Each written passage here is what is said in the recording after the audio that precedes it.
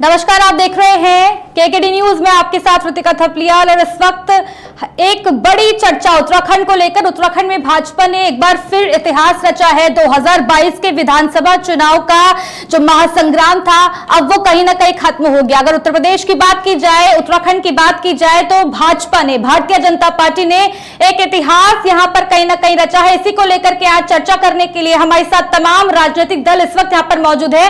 आइए उनसे आपको मिलवाते हैं। हमारे साथ शांति प्रसाद भट्ट जी यूकेडी से इस वक्त हमारे साथ में जुड़ रहे हैं। आपका स्वागत है हमारे साथ इस खास कार्यक्रम में जुड़ने के लिए। आम आदमी पार्टी से इस वक्त हमारे साथ में उमा सिसोदिया जी जुड़ रही हैं। आपका बहुत स्वागत हमारे साथ इस खास कार्यक्रम में जुड़ने के लिए। कांग्रेस पार्टी से आशीष सैनी जी इस वक्त हमारे साथ में जुड़ रहे हैं। आपका स्वागत।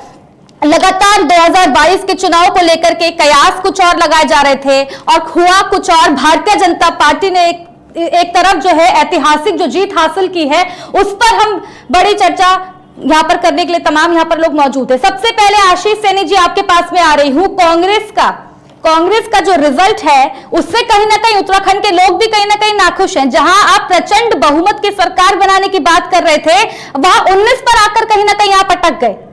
आशीष जी, ये बिल्कुल सही है। और सुन पा रहे हैं आशीष जी? मेरी आवाज आप तक पहुंच पा रही है? हाँ, आपकी आवाज आ रही है जी। आशीष जी, हमें पूरी उम्मीद थी कि हम 40 से 42 सीट लेकर आएंगे। और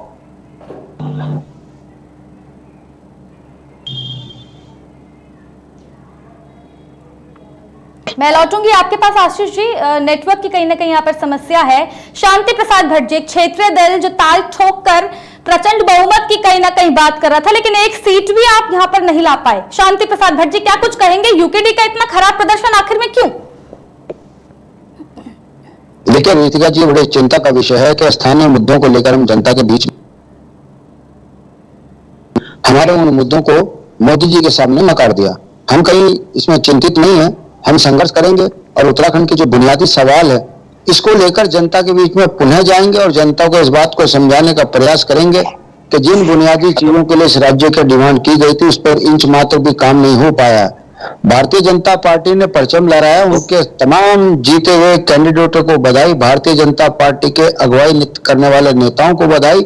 मगर सवाल इस बात का होता है ऋतिका जी कि इन 22 वर्षों में उत्तराखंड राज्य जो है, जो देव संस्कृति से जाना जाता था, इस राज्य के अंदर हड़ताल, धरने, प्रदर्शन, उदासी, लाठीचार्ज और नौजवानों की उपेक्षा जिस तरीके से हुई है, जिस तरीके से स्थानीय मुद्दों को दरकिनार करके राज्य का दोहन हुआ है, उस पर ना तो जनता का ध्यान हम आकर्षित करा पाने में सफल हुए, न जनता ने उस ओर ध्यान दिया। इस समय पर राष्ट्र के नाम पर, मोदी के नाम पर एक तरफा जिस तरीके से भारतीय जनता को पार्टी को वोट देने का ट्रेंड चल रहा है, निश्चित रूप से भारतीय जनता पार्टी के लिए सुखद है। मगर जहां जहां भाजपा की सरकार है, वहां वहां जो असंतोष हो रहा है, वो इस देश के लिए, इस राज्य के लिए ठीक नहीं है। आप कह रहे हैं आप मोदी सरकार पर अपना ठीकरा कहीं ना कहीं यहाँ पर फोड़ रहे हैं, लेकिन 22 साल से कहां चली गई यूकेडी? पहले अगर 2016 की बात करें, 2017 की 17 विधानसभा चुनाव की बात करें, तो 2 से 3 सीटें कहीं ना कहीं यूकेडी के पास में थी, लेकिन इस बार इतना खराब प्रदर्शन आखिर क्यों? भट्ट जी, देखिए निश्चित रूप से ऋतिका जी, राजनीति को समझने की जरूरत है। शायद आप अगर देखेंगे 1947 से लेकर 70 तक राष्ट्र के नाम पर आंख बंद करके भारतीय जनता कांग्रेस के आदमियों को चुनाव जिता के भेजती थी, चाहे फिर वो विधायक हो चाहे सांसद हो। और 70 के बाद इस राज्य के अंदर, देश के अंदर क्षेत्रीय दलों का उदय होना शुरू हुआ। उसके बाद गठबंधन की राजनीति का दौर शुरू हुआ और 84 के आते आते जैसे ही मंडल कमंडल की आग इस देश के अंदर लगी, एक एक अलग अलग घरों के राजनेता क्षतिज पर राज करने लगे। फिर वो चाहे मुलायम हो, लालू हो, मायावती हो, ऐसे नेताओं का उदय हुआ जो केवल मंडल कमंडल के विरोध में जनता के बीच में गए और अपने अपनी जाति धर्म की बात कर सत्ताओं में सत्ताधीश बने। वर्तमान दौर राष्ट्र के नाम पर, हिंदुत्व के नाम पर और मोदी के नाम पर एक मत है। और इसका परचम यह है कि 2014 से लेकर अगर आप देखेंगे 2022 तक जहां जहां भाजपा की सरकार रही है, वहां वहां भारतीय जनता पार्टी के नेता मजबूत हुए हैं। उसमें निश्चित रूप से हमें ये कहने में कोई दो राय नहीं है कि मोदी जी का मैजिक इस समय पर चल रहा है, मगर समय एक सा कभी नहीं रहता। मेरा यह विश्वास है कि एक दौर फिर आएगा जब स्थानीय मुद्दों पर, देश के मुद्दों पर जनता अपने मत का दान करेगी। हम घबराए नहीं है। ये चिंता का विषय है कि इस समय पर मुद्दों पर नहीं, राष्ट्र के नाम पर और मोदी के नाम पर और हिंदुत्व के नाम पर जनता एक मत हो रही है। खुशी की बात यह है कि जातियों से ऊपर उठकर हर वर्ग ने भारतीय जनता पार्टी को अपने मत का दान दिया है। और दुखद बात यह है कि मुद्दे गौण हुए हैं इसमें, चाहे कोरोना काल में सरकार द्वारा जनता की अनदेखी हो, मेडिकल सुविधाओं में जिस तरीके से भट्ट जी जितने भी मुद्दे विपक्ष ने उठाए थे, जितने भी मुद्दे आपने उठाए थे, यूकेडी की बात करें या आम आदमी पार्टी की बात करें, विपक्ष कांग्रेस पार्टी की बात करें, लेकिन उन सभी मुद्दों को कहीं ना कहीं नकार दिया जनता ने। अगर जनता की बात करें, चाहे वो बेरोजगारी का मुद्दा हम ले लेते हैं या ऑप्शनल कर्मचारियों का मुद्दा हम ले लेते हैं, जिस तरीके से पहले हम देख रहे थे किस तरीके से जो है लगातार उत्तराखंड प्रदेश जो है धरना प्रदेश कहीं ना कहीं बनता जा रहा था, तमाम लगातार हम लोग चर्चा कर रहे थे। लेकिन बीजेपी का प्रचंड बहुमत, एक बार फिर से बीजेपी को प्रचंड बहुमत मिला। इसका मतलब साफ तौर पर कि उत्तराखंड की जनता ने पूरी तरीके से कहीं ना कहीं उन्हें जो है एक्सेप्ट किया है। एक छोटा सा कमेंट आपका, फिर आशीष सेनी जी आपकी तरफ आ रही। देखिए रितिका जी, निश्चित रूप से जनता ने भाजपा को बहुत ज्यादा असंतोष होने के बावजूद भी यदि सत्ता में दिया है तो विपक्ष कहीं ना कहीं कमजोर रहा है और हम अपनी बात को समझा पाने में असफल रहे हैं। इससे हमें कहीं कोई गुरेज नहीं है, मगर समझने वाली बात है इस समय पर देश के अंदर ये भारतीय लोकतंत्र में पहली बार हो रहा है कि जहां जहां क्षेत्रीय दल है उनका खात्मा हो रहा है। उत्तर प्रदेश में मायावती खत्म कर दी गई, आप पंजाब में देखें अकाली दल खत्म हो गया, और उत्तराखंड के अंदर जिन्होंने राज्य बनाया उनकी ये स्थिति है। तो निश्चित रूप से ये बड़ा चिंता का विषय है। मगर एक बात और है जिसे समझने की जरूरत है, हिमाचल में चुनाव होता है तो जिसके नेतृत्व में चुनाव लड़ते हैं मुख्यमंत्री हार जाते हैं, उत्तराखंड में जिनके नेतृत्व में चुनाव लड़ते हैं तो वो चुनाव हार जाते हैं। ऐसे ही अगर आप पंजाब के अंदर देखेंगे तो उनकी क्या दुर्गति हो गई, अकाली दल का परिवार हार गया। तो क्या समझे, तो क्या इस समय देश के अंदर क्षेत्रीय दलों का खात्मा हो रहा है, या ये कोई एक ट्रेंड है जिस ट्रेंड के ऊपर जनता अपने मत का दान कर रही है? निश्चित रूप से ये चिंतनीय विषय है। लोकतंत्र में मुद्दों पर सरकारें बननी चाहिए। यदि उन्माद में और एक व्यक्ति के नाम पर सत्ता बाकी बात आएगी तो सोचिए, इंदिरा के बाद कांग्रेस परिवार का जो बुरा हाल हुआ है, मुझे लगता है कहीं मोदी के बाद ऐसी स्थिति देश के अंदर ना आ जाए कि राजनीति में बहुत बड़ा वैक्यूम खड़ा हो जाए। मेरा मानना है कि मुद्दों के ऊपर आधारित राजनीति होनी चाहिए, मुद्दों को अनदेखा करके तमाम और दल के प्रवक्ता भी इस वक्त हमारे साथ में जुड़े हैं। मैं आशीष सेनी जी आपके पास में आ रही हूं। लगातार कांग्रेस की अगर हम बात करें तो कांग्रेस ने 5 सालों में लगातार इस तरीके का गंभीर आरोप भी कहीं ना कहीं लगता रहा है कि कांग्रेस पार्टी ने जो है विपक्ष की भूमिका कहीं ना कहीं नहीं निभाई, और रिजल्ट आप साफ तौर पर यहाँ पर देख सकते हैं। जिस तरीके से कयास कहीं ना कहीं लगाए जा रहे थे और जिनके ऊपर 2022 की जिम्मेदारियां थी वो ही हार गए। हरीश रावत जी 14,000 वोटों से हार गए, पूर्व मुख्यमंत्री। क्या कुछ कहेंगे? गणेश गोदियाल हार जाते हैं वहां से, क्या कहेंगे आशीष सेनी जी?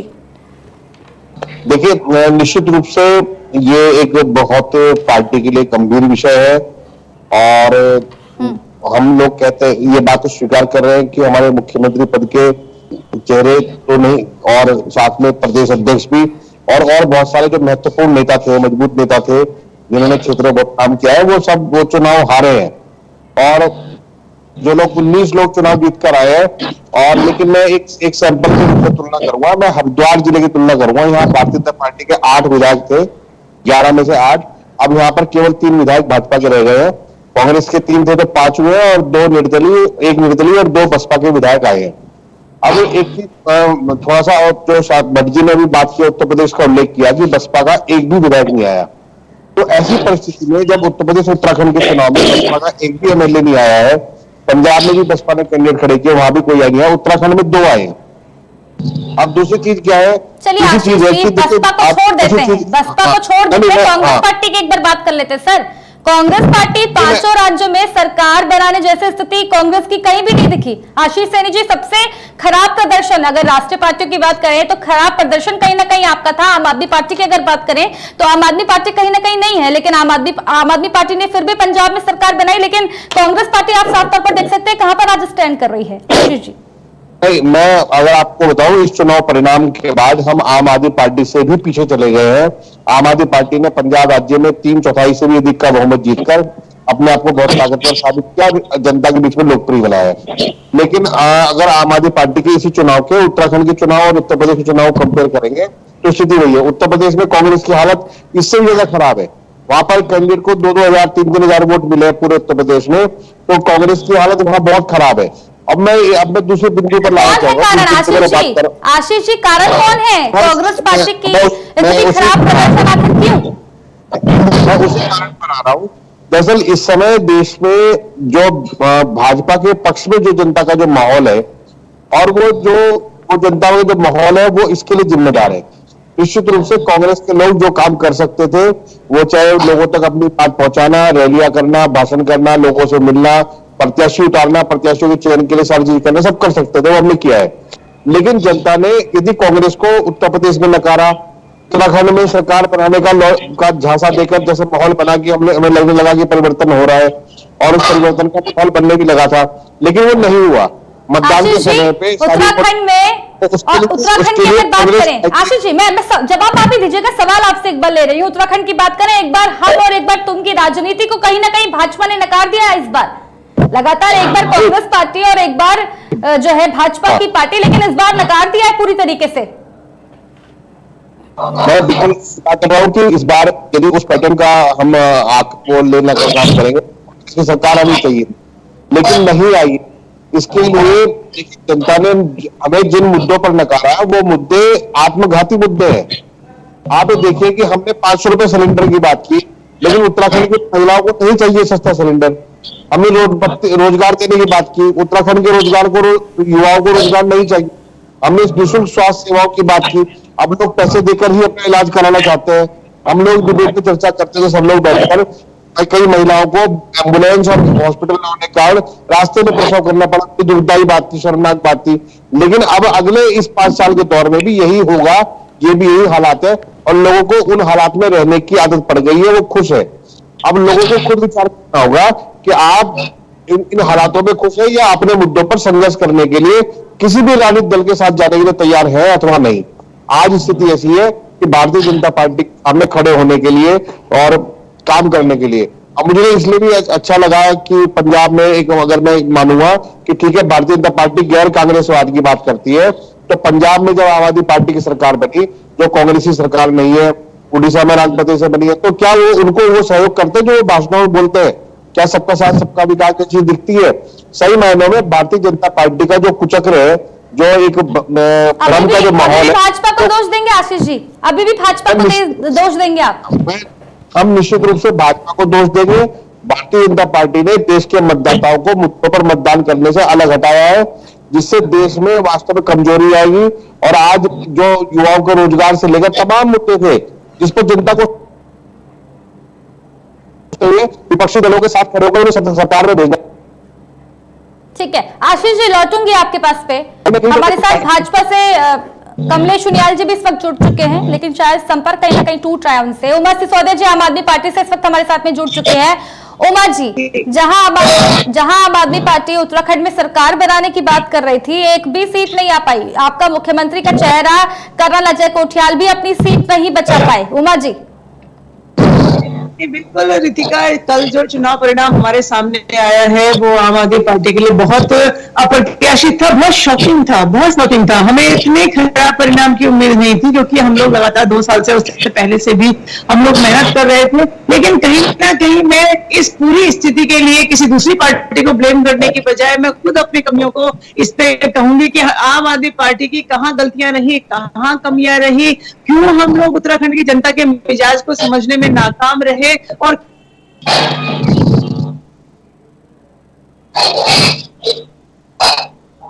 संपर्क जो है कहीं ना कहीं टूट रहा है उमा जी से हमारा। मैं शांति प्रसाद भट्ट जी आपके पास में इस सवाल के साथ में आ रही हूँ।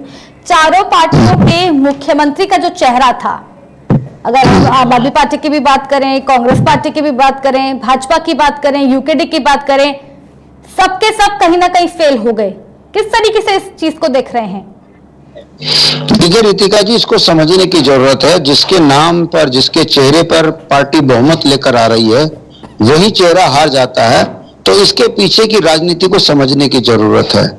यदि आप देखेंगे तो भारतीय जनता पार्टी पर मदन कौशिक के ऊपर इन्हीं की पार्टी के नेताओं ने आरोप लगाए कि ये स्वयं को आगे बढ़ाने के लिए इन्होंने भीतरघात किया है। सरेआम इनके लक्सर के विधायक प्रत्याशी ने कहा कि इन्होंने मोहम्मद शहजाद, जो बसपा के हैं, अपने दोस्त हैं उनको जिताने के लिए मेरे साथ धोखा किया और इसलिए मेरे चुनाव हारा हूं।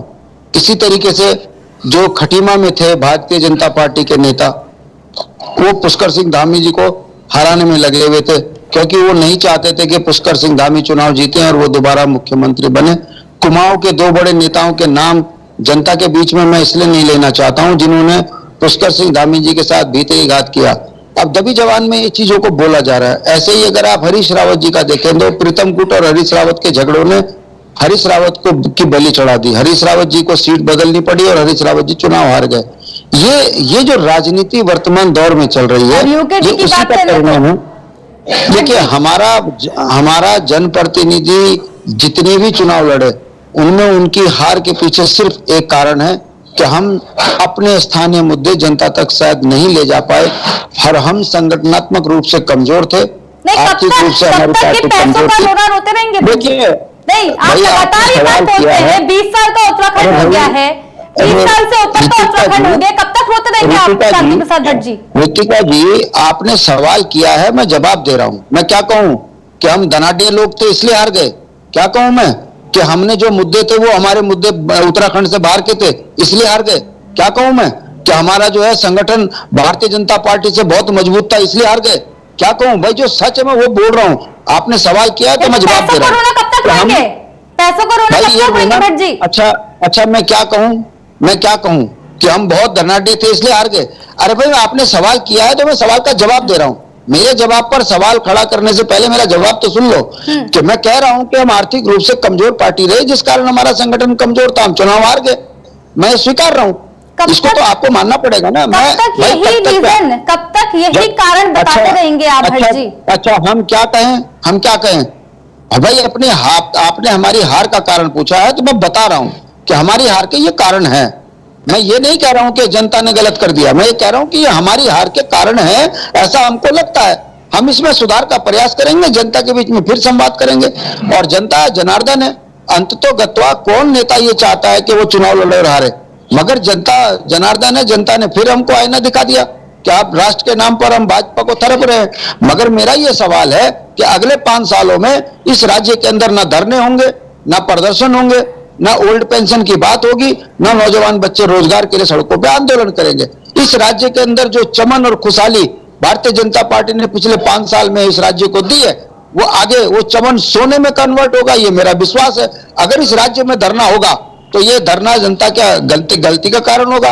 यदि ओल्ड पेंशन के लिए कर्मचारी सड़कों पर आएंगे, इसका मतलब ओल्ड पेंशन कर्मचारी गलत मांग कर रहे हैं। यदि नौजवान बच्चे रोजगार की बात करेंगे, भट्ट जी अगर पहले की बात करें, भाजपा के 5 साल के कार्यकाल की बात करें, जो पूर्व में जो कार्यकाल रहा उसमें कई तरीके के प्रदर्शन हुए। मैं लगातार इस बात को कह रही हूं, चाहे वो उपनल कर्मचारियों का प्रदर्शन हो, पेंशन कर्मचारियों का प्रदर्शन हो, तमाम जो प्रदर्शन थे, जिस तरीके से ये प्रदेश जो है धरना प्रदेश कहीं ना कहीं बनता जा रहा था, लेकिन उसके बावजूद भी जनता ने कैसे स्वीकार लिया फिर बीजेपी को? मैं यही बात तो आपको समझाने की बात कर रहा हूँ, जनता की समझ में आना चाहिए। बेरोजगारी चरम सीमा पर, महंगाई चरम सीमा पर, जिस तरीके से लगातार आप जो है बीजेपी के ऊपर लगातार हमला कर रहे थे, हल्ला बोल रहे थे, लेकिन उसके बावजूद भी अगर बीजेपी इतना अच्छा प्रदर्शन देती है और एक तरफ फिर से प्रचंड बहुमत की सरकार बनाती है, बड़ा सवाल है भट्ट जी।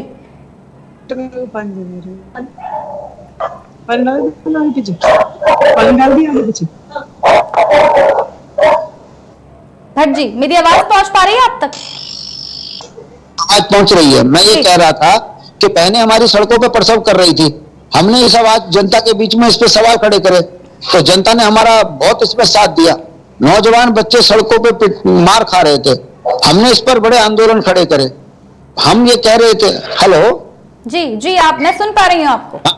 हाँ, हम ये बात कह रहे थे कि इस उत्तराखंड नवोदित राज्य के अंदर कर्ज 85,000 करोड़ का चला गया, हम इसको जनता के बीच में लेके जा रहे थे। पुराने कर्मचारी पेंशन की मांग कर रहे थे, हमने कहा तुम्हारी सरकार बनेगी तो तुम्हारी पेंशन हम बहाल करेंगे। आप ये बताइए कि किन बुनियादी चीजों पे हमने सरकार को नहीं घेरा, मगर जनता ने इन तमाम चीजों को, बहनों का सड़क पे प्रसव करना, दवाई अच्छा इलाज ना होना, नौजवान बच्चों को रोजगार न मिलना, सड़कों पर भुखमरी होना, है ना, कोरोना काल में उत्तराखंडियत के ऊपर जो हमले हुए, उसको तमाम चीजों को जनता ने दरकिनार करा और जनता ने कहा कि हम भुखमरी, गरीबी आंदोलन को साइड करते हैं, मोदी जी के चेहरे को आगे करके भारतीय जनता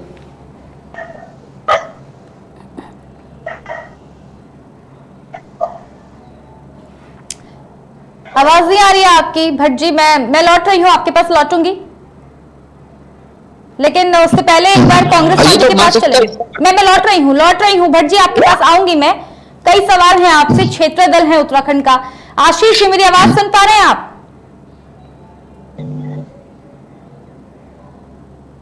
कमलेश उनियाल जी, मेरी आवाज आप तक पहुंच पा रही है? कमलेश जी, हाँ कमलेश जी, स्वागत है। सबसे पहले तो आपका 60 पार का नारा तो कहीं ना कहीं बीजेपी का पूरा नहीं हो पाया, लेकिन एक प्रचंड बहुमत एक बार फिर से बीजेपी ला पाई है। क्या कुछ कहेंगे, किसको इस जीत का श्रेय आप देने वाले हैं? उनियाल जी। जो थोड़ा मैं विलंब से जुड़ा हूँ, थोड़ा नेटवर्क का इश्यू था इससे, क्षमा चाहूंगा इसके लिए। जैसे 60 पार का नारा हमने दिया है, तो जो भी हमने चुनाव 2022 का लड़ा है तो विकास के आधार पर लड़ा है। और भारतीय जनता पार्टी को उत्तराखंड की जनता ने जो आज इतना प्रचंड बहुमत दिया है, उसके पीछे भी हमारे जो विकास का, राष्ट्रवाद की हम लोग बात करते हैं, तो उसमें कोई दोहराई बात नहीं है। और कहीं ना कहीं आप ये देखिए कि अन्य दलों की अगर तुलना भारतीय जनता पार्टी से करते हैं, तो भारतीय जनता पार्टी के अलावा जितने भी दल हैं, कहीं ना कहीं परिवारवाद के हिसाब से या जातिवाद के हिसाब से ये इस तरह से अगर राजनीति करते हैं। लेकिन भारतीय जनता पार्टी, हम लोग अगर राष्ट्रवाद की बात करते हैं तो राष्ट्रहित हमारा सक्रिय है, और इसी के निमित्त हम उस क्षेत्र में, चाहे हम डबल इंजन की बात कर रहे हैं, तो डबल इंजन के माध्यम से जो विकास कार्य भारतीय जनता पार्टी की सरकार ने किया है, चाहे केंद्र के माध्यम से हुआ, चाहे हमारी स्टेट की सरकार ने किया है, तो आप ये लेके चलिए तो ये स्वतः ही अपने आप दिख रहा है कि भाई आज प्रचंड जो बहुमत पुनः एक इतिहास जो बना है भारतीय जनता पार्टी का उत्तराखंड के अंदर, तो बनाने वाली भारतीय जनता पार्टी है। और इसके पीछे यह है कि कहीं ना कहीं मोदी जी हो, चाहे हमारे पुष्कर सिंह धामी जी की हो, या हमारी राज्य सरकार की जो भी योजनाएं, जो भी आम जनमानस की या अंत्योदय की हम लोग जो बात करते हैं, उसके लिए जो हमारी पार्टी ने, हमारे संगठन ने काम किया है, चाहे लोग हम पन्ना प्रमुख की बात करते हैं, काम कार्यकर्ता की बात करते हैं, चाहे हम अपने राष्ट्रीय अध्यक्ष की अगर हम लोग बात करते हैं, सामान्य परिवार से आता है, चाहे हम देश के मुखिया की बात करते हैं, वो भी एक सामान्य परिवार से आता है, अगर हमारे मुख्यमंत्री के जो चेहरे थे, अगर हम उनकी बात करते हैं, वो भी एक आदमी बैकग्राउंड से, सामान्य परिवार से हैं। तो अगर आप देखेंगे, लेकिन अन्य दलों में अगर भारतीय जनता पार्टी की तुलना करेंगे, तो वहां आप देखेंगे कहीं ना कहीं, चाहे हम समाजवादी पार्टी की या यूपी की बात करते हैं, तो उनको अपने लड़के को, अपने बेटी को, अपनी बहू को एडजस्ट करने के चक्कर में, तो और वो प्रत्यक्ष दिख भी गया। आप ये देखेंगे इन लोगों को, भारतीय जनता पार्टी के कार्यकर्ताओं की जो मेहनत है, और आम उत्तराखंड के लोगों ने उनको सबक भी सिखा दिया। आप उनका राजनीतिक जो हत्या हो गई आज उनकी, वो आपको सामने है। तो कहीं ना कहीं विकास के आधार पे एक ये जो पूरा जन समर्थन हमें जो मिला, इसका स्वागत करते हैं। और आगे जो हमारे कमिटमेंट हैं, या आगे जो हमारे घोषणा पत्र हैं, उन पत्रों के माध्यम से, उनियाल जी, कहीं ना कहीं अगर भाजपा की बात की जाए, चाहे वो उत्तर प्रदेश की बात करें या उत्तराखंड की बात करें, एक नया परचम कहीं ना कहीं लहराया है, एक इतिहास कहीं ना कहीं बदला है। क्योंकि अगर उत्तराखंड की बात करें, एक बार हम और एक बार तुम की राजनीति, एक बार भाजपा और एक बार कांग्रेस, लेकिन कहीं ना कहीं इस चीज को बदला है, इस बात को कहीं ना कहीं बदला है। क्या कहेंगे? एक छोटा सा कमेंट आपका, फिर आगे बढ़ रहे हैं। हेलो जी उनियाल जी। हाँ, देखिए, हम तो पहले लेके चल रहे थे कि हम लोगों ने, जब भी हम लोग चाहे विपक्ष में रहे, तो भारतीय जनता पार्टी की स्थिति मजबूत रही। आप 2012 का अगर हम जो चुनाव हुआ है, उसमें भी हमारी स्थिति आज देखो 31 के करीब थी। लेकिन हमारी कभी स्थिति इस तरह से नहीं आई कि भाई, अगर भी कह रहे थे कि भाई बहुत असंतोष है जनता के बीच में, इनके लोग पिट रहे हैं, इनके विधायक ये हो रहे हैं। आप ये देखते आइए ना, अभी जो जनता का, तो जनता जनार्दन का फैसला है, या जनता जनार्दन ने विकास के कार्य को दिया है। उनको पता है कि जो विकास का क्रम है, डबल इंजन सरकार का जो कमिटमेंट है, वो टूट ना जाए। इससे पुनः भारतीय जनता पार्टी को, क्योंकि आज इन अन्य दलों पे कहीं ना कहीं उत्तराखंड की जनता का विश्वास खत्म हो चुका है। ये कहीं ना कहीं जनता की नजरों में एक तरह से जो विश्वास था, आज ये खो चुके हैं। इसीलिए तो आप ये देखिए क्या है, आज इतना बड़ा प्रचंड बहुमत, वो भी पुनः इतिहास बनाकर भारतीय जनता पार्टी आई। तो इसके पीछे तो मैं एक चीज ही लूंगा कि जो विश्वास जनता का है भारतीय जनता पार्टी के ऊपर, नरेंद्र मोदी जी के ऊपर, हमारे प्रदेश के मुखिया के ऊपर, तो निरंतर बना रहेगा और उसी को लेकिन ठीक करेगा। प्रदेश के मुख्य तो खुद ही हार गए। जिस युवा मुख्यमंत्री की बात कर रहे थे आप कमलेश जी, युवा नेतृत्व की बात कर रहे थे, युवाओं की बात कर रहे थे, लेकिन पुष्कर सिंह धामी खुद अपनी सीट नहीं बचा पाए खटीमा विधानसभा सीट से। देखिए, मैं एक चीज बताऊंगा, पुष्कर सिंह धामी जी की अगर जो स्थिति है खटीमा विधानसभा की के अंदर जो उनका मैजिक चला है, अब वहां की क्या स्थिति रही, क्या समीकरण रही, क्या रही, कहीं ना कहीं जब अगर एक मुखिया अगर पूरे प्रदेश का भ्रमण कर रहा है तो उस टाइम पे अगर अपनी विधानसभा में उतना टाइम नहीं दे पाए या कहीं ना कहीं अगर वो असंतुष्ट था, उसका भी ठीक है। आने वाले टाइम पे आपने देखा हो कि जनता अगर वहां भी अगर उनको भी लगता है कि भाई अगर एक खामी हुई है तो उसकी भरपाई होगी, क्योंकि हम लोग भी ये चाहेंगे कि आप इसको खाली खटीमा के प्रत्यक्ष में मत देखिए। आप ये देखिए ना, यही वो दल थे, राजनीतिक दल थे जो ये कहते हैं साहब इन्होंने 3 मुख्यमंत्री बदल दिए, ये हो गया वो हो गया, इनकी जीओ पे सीट आ जाएंगी, इनको जनता ये कर दी है, और उसी जनता ने इतना भरपूर प्यार दिया है। आप सकारात्मक चीज भी देखिए ना, एक नकारात्मक चीज या एक नेगेटिव चीज को भी सोचना चाहिए। राजनीति कई भौगोलिक सवाल तो उठाएंगे ना उनियाल जी, कि जिस सवाल तो मुख्यमंत्री की आप बात कर रहे थे, युवा नेतृत्व की बात कर रहे थे, जिसके बलबूते पूरी भारतीय जनता पार्टी चल रही थी, लेकिन वो खुद अपनी सीट नहीं बचा पाए। सवाल तो है और बड़ा सवाल है उनियाल जी। बताओ ना, जो सवाल उठाने वाले हैं ना उनकी स्थिति देखिए ना, उनके तो पिछली बार भी उन्होंने चेहरा बनाया, हार गए 2 जगह से, इस बार चेहरे बने फिर हार गए। कांग्रेस की स्थिति, इनके कोठियाल जी हैं अपने तीसरे नंबर पे, इनका जो चुनाव का सीएम का चेहरा तो तीसरे नंबर पे आ गया, धराशायी हो गए। और जो ये आपके पैनल पे मेरे मित्रगण जो बैठे हैं, तो इनकी स्थिति इन्हीं से पूछिए ना, ये तो इनके चेहरे से झलक रहा है, इनकी आवाज से झलक रहा है, इनके आत्मविश्वास से झलक रहा है, क्या स्थिति है ये तो जवाब लेंगे। मैं लौट रही हूँ, एक बार आपका जवाब लेते हैं। आशीष सैनी जी आपके पास आ रही है, फिर उमा जी फौरन आपके पास लौट रही हूँ। जी आशीष जी, मैं आ रही हूँ। उमा जी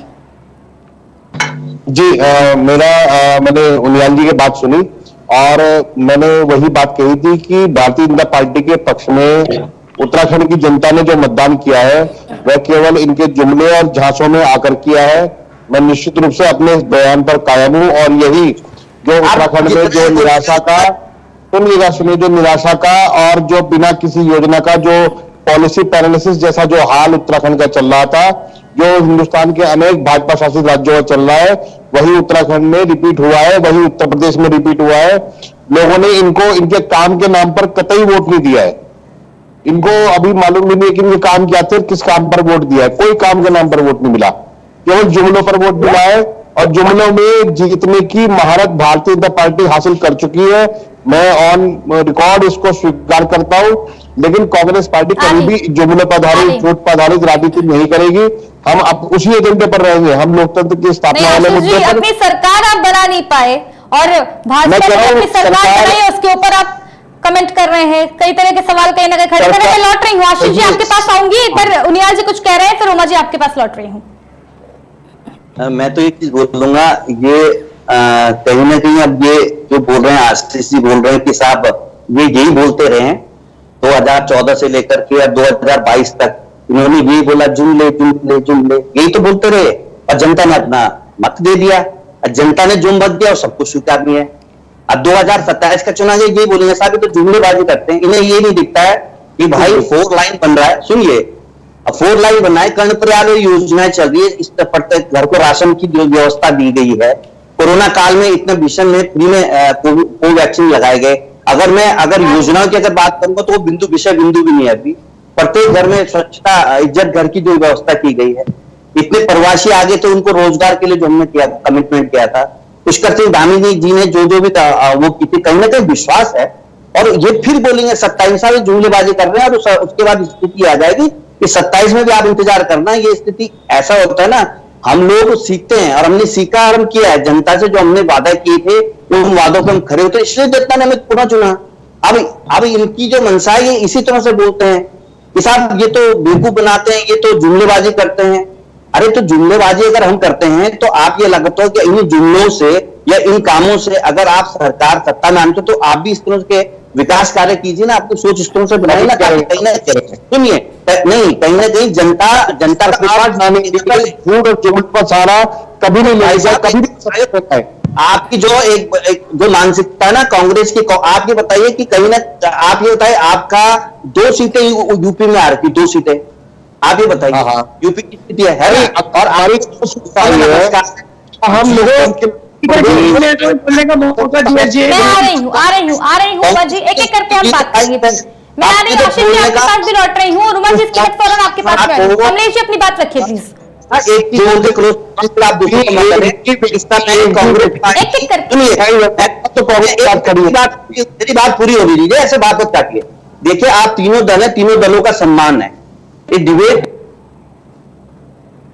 तो करके जनसेवा के लिए आप तीनों अपने अपने प्रदेश अध्यक्ष हैं, अपने पार्टी में बात रखते हैं ना, आप आत्मचिंतन कीजिए। आप कम से कम ठीक है, आत्मचिंतन भाजपा का कहना है, कहीं ना कहीं अन्य पार्टी, चाहे वो यूकेडी हो, आम आदमी पार्टी हो या कांग्रेस हो, कहीं ना कहीं आत्मचिंतन की आवश्यकता है। मैं लौटूंगी कमलेश उनियाल जी, एक छोटा सा कमेंट आशीष जी आपसे, उसके बाद फौरन उमा जी आपके पास, और फिर यूकेडी के पास लौट रहे हैं।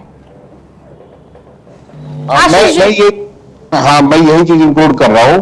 देखिए, भारतीय जनता पार्टी जिस स्तर की और जिस तरह की राजनीति करती है, मैं उस बात पे सहमत हूं कि चाहे वो कांग्रेस पार्टी हो, यूकेडी हो, आम आदमी पार्टी हो या कोई निर्दलीय व्यक्ति हो, हिंदुस्तान में कभी भी वो उस तरह की राजनीति को करना पसंद नहीं करेगा, क्योंकि वो जेब काटकर और लोगों की लाशों के ऊपर बैठकर 5 किलो अनाज देकर लोगों को वोट ले रहे हैं।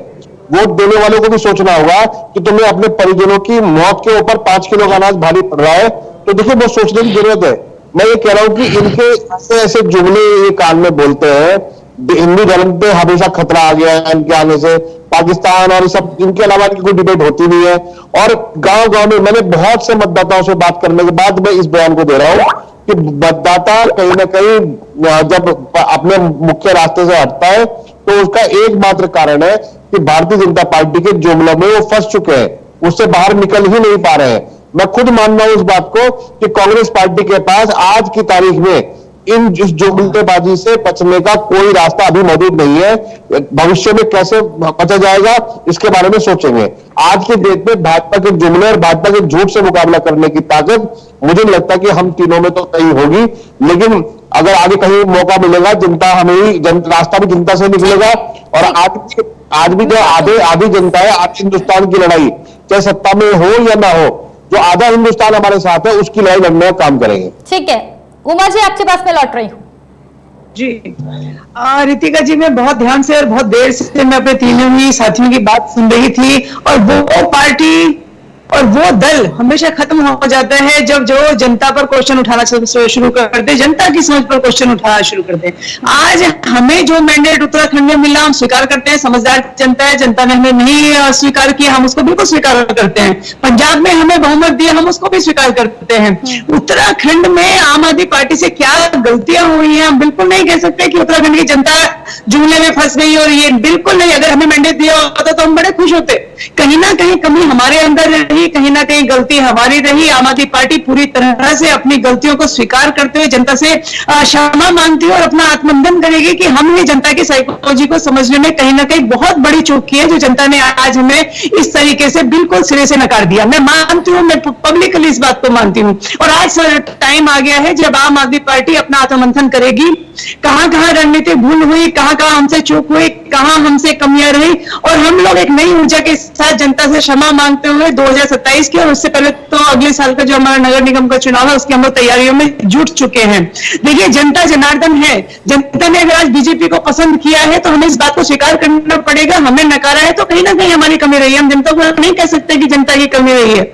अगर हमें पंजाब में जनता ने जिता दिया तो हम ये नहीं कह सकते कि जनता वहां हमारे झूठ में फंस गई, हमारे जुमलों में फंस गई। हाल देखिए, मैं आशीष भाई, मैं कांग्रेस के लिए हमेशा बोलती हूँ स्वर्णिम इतिहास रहा आपका, लेकिन अगर आप लोग अपनी गलतियों से नहीं सीखेंगे और अपनी कमियों का ठीकरा दूसरी पार्टी पर फोड़ते रहेंगे तो आम आदमी पार्टी के लिए तो बहुत अच्छी बात है, हमारे लिए तो अच्छा है।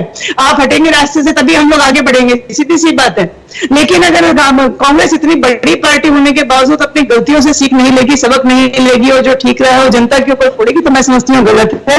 आज हम लोग भी हारे हैं, लेकिन हम लोग जनता के ऊपर ठीक रहा नहीं छोड़ रहे। हम कह रहे हैं कि गलती हमारी रही, कहीं ना कहीं कमियां हमारी रही, हम उसको सीखेंगे, हम उसको सुधारेंगे और आने वाले टाइम में आम आदमी पार्टी गलतियों को सीखकर आगे बढ़ेगी। और ठीक है, हार जाते हैं, ठीक है आशीष जी, बिल्कुल चुनाव में कमियां रही और हम लोग हार गए, लेकिन हम लोग हौसला नहीं हारे हैं। हम अपनी गलतियों से सीख के फिर से दोबारा मैदान में जरूर आएंगे।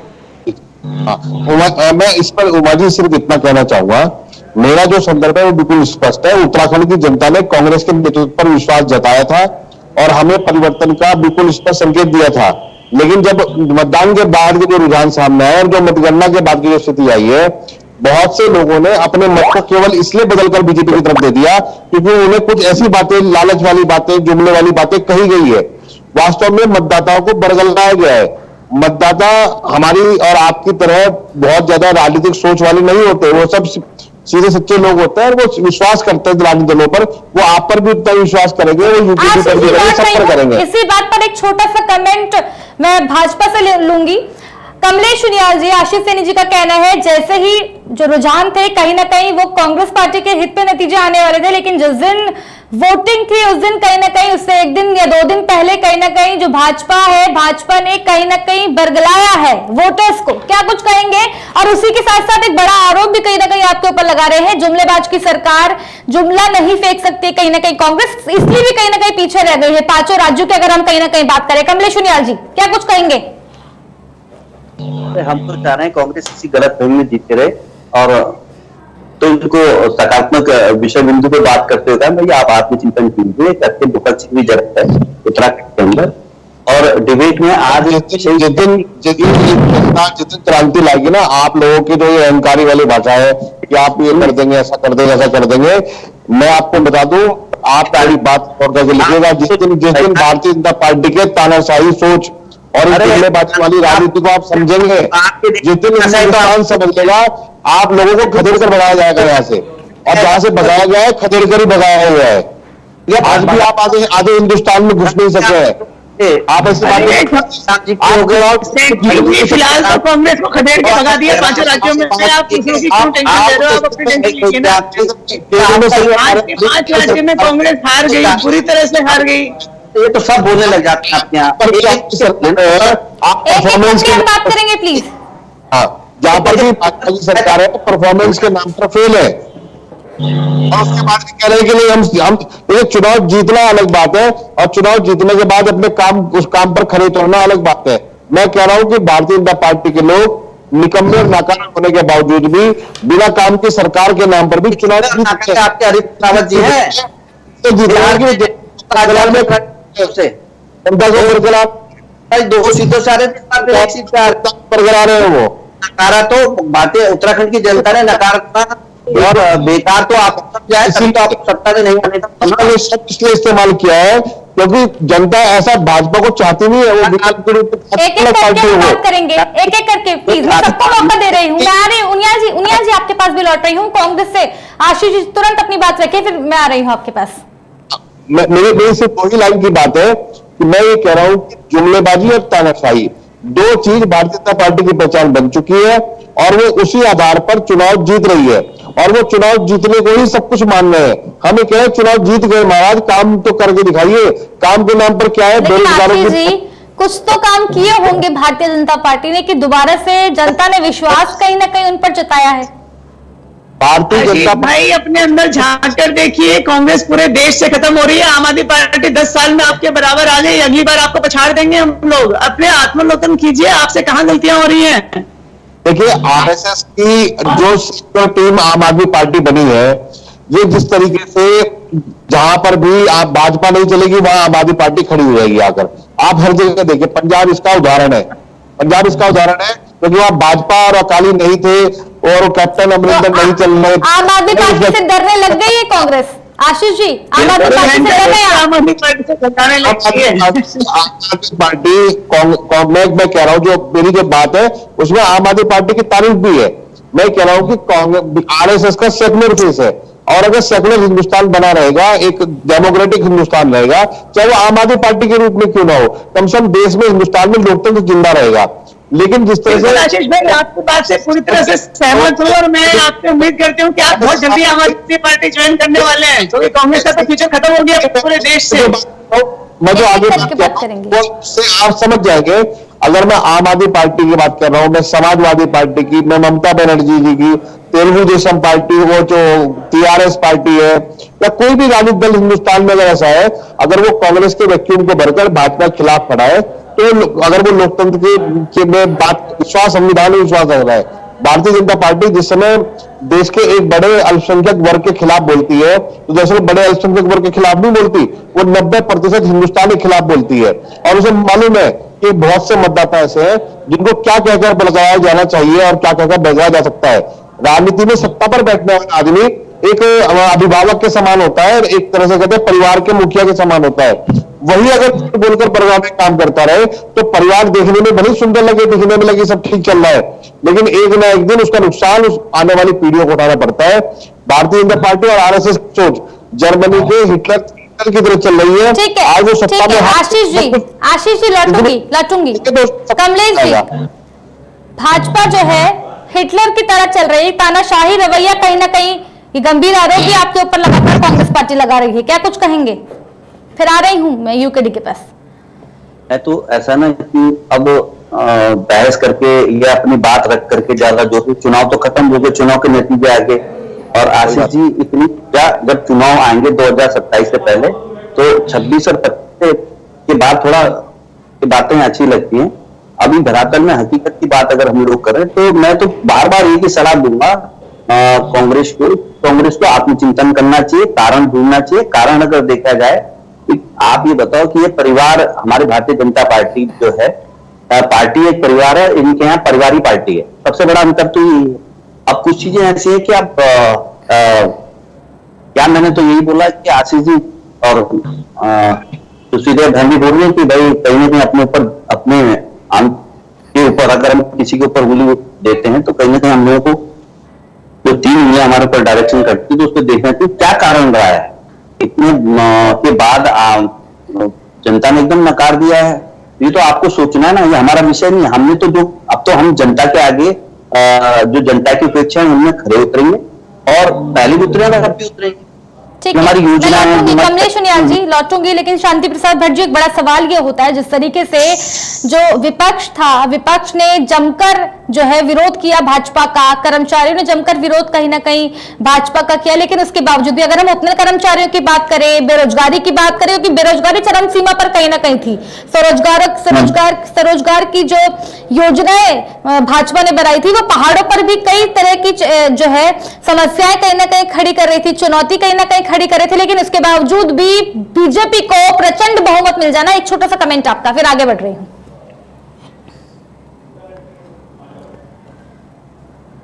भट्ट जी, मेरी आवाज आप तक पहुंच पा रही है?